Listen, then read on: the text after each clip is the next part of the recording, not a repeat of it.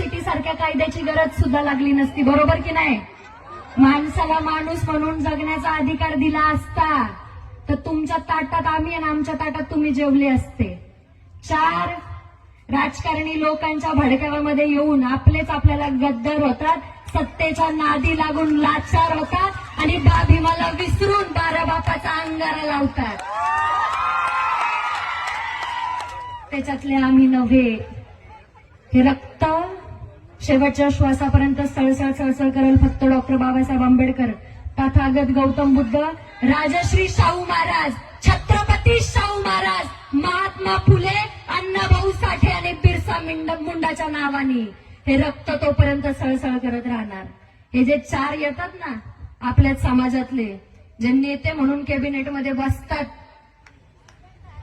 आणि कायदा बदलायच्या गोष्टी करतो, आम्ही तलवारी घेऊन बस